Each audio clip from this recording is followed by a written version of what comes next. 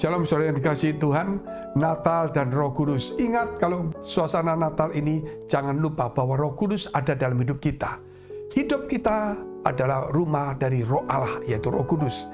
Sehingga ketika kita mengalami kesulitan atau persoalan, jangan lupa bahwa Roh Kudus akan menuntun kita kepada jalan keluar, kepada kemenangan, menghibur kita, menguatkan kita, bahkan memberikan kepada kita berkat-berkat dan damai sejahtera. Mari kita tunduk kepala, kita berdoa. Bapa kami dalam surga, yang kami kenal di dalam nama Tuhan Yesus Kristus. Biar hari ini, suasana Natal ini, Tuhan kami membuka hati kami selebar-lebarnya untuk Roh Allah, Roh Kudus boleh masuk, sehingga hidup kami boleh menjadi rumah Tuhan. Tuhan, kiranya Engkau memberkati setiap kami. Biar tambah hari, Tuhan kami boleh semakin berkenan kepada Tuhan, semakin dewasa dan iman kami semakin teguh. Di dalam nama Tuhan Yesus kami juga berdoa untuk mereka dalam pergumulan, dalam masalah dan persoalan tantangan. Kiranya Tuhan Kau melepaskan mereka, menyembuhkan, memulihkan. Bahkan yang sakit Engkau sembuhkan dalam nama Tuhan Yesus. Haleluya.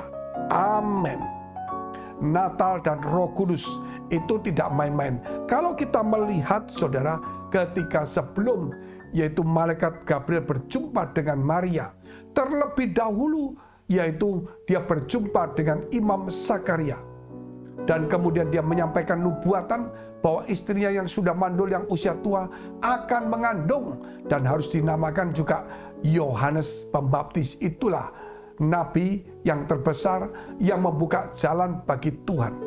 Dan kalau kita lihat ayat selanjutnya, bagaimana Elisabet dan bagaimana Yohanes Pembaptis itu penuh Roh Kudus. Ketika Maria menjumpai Elisabet dan memberikan salam, itu melonjaklah Yohanes Pembaptis. Demikian juga Imam Zakaria kemudian penuh Roh Kudus dan bernubuat.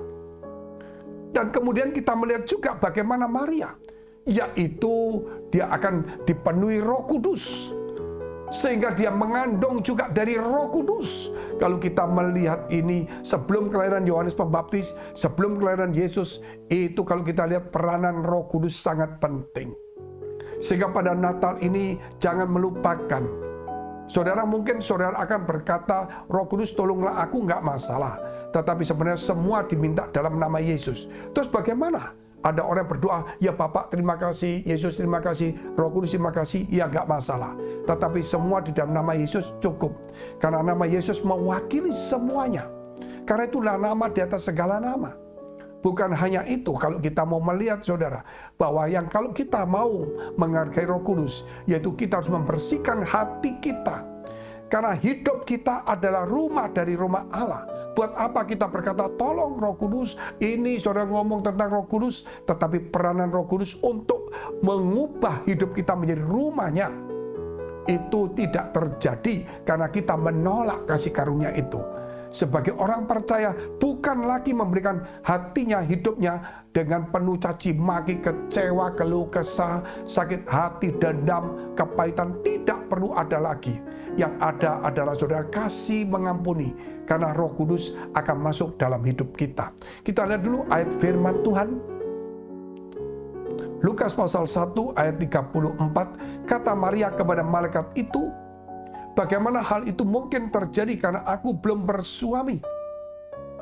Jawab malaikat itu kepadanya, Roh Kudus akan turun atasmu, dan kuasa Allah yang Maha Tinggi akan menaungi engkau. Sebab itu anak yang akan kau lahirkan itu akan disebut Kudus, anak Allah.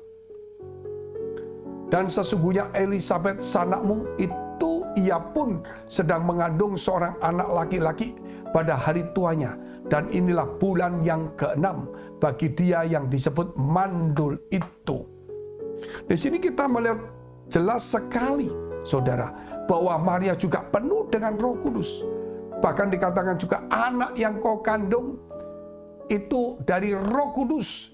Karena saudara dikatakan mana mungkin itu terjadi. Tetapi tidak ada yang mustahil bagi Allah. Tetapi yang pasti kamu akan mengandung dari Roh Kudus, kata Gabriel kepada Maria itu. Dan Maria itu juga penuh Roh Kudus.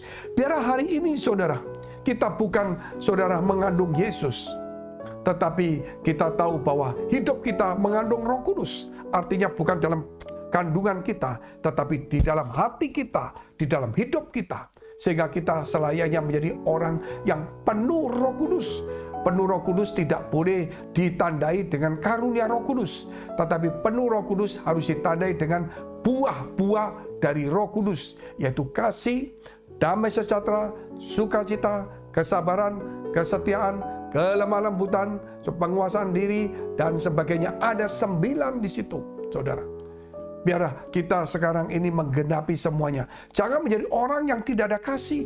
Jangan menjadi orang yang tidak ada damai sehingga marah terus, sehingga badannya sakit. Jangan menjadi orang yang membuat masalah, tapi penuh dengan sukacita, menghibur orang. Orang yang sabar, lemah lembut, menguasai diri, orang yang setia, dan sebagainya.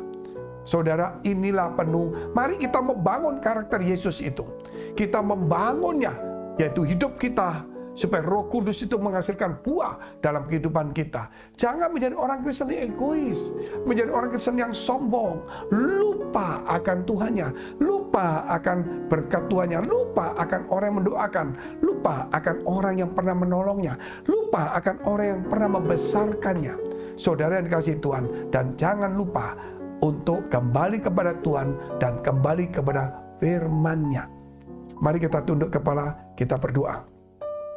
Terima kasih Tuhan memberkati kami semuanya. Engkau menyucikan hati pikiran kami, terlebih pada suasana Natal ini.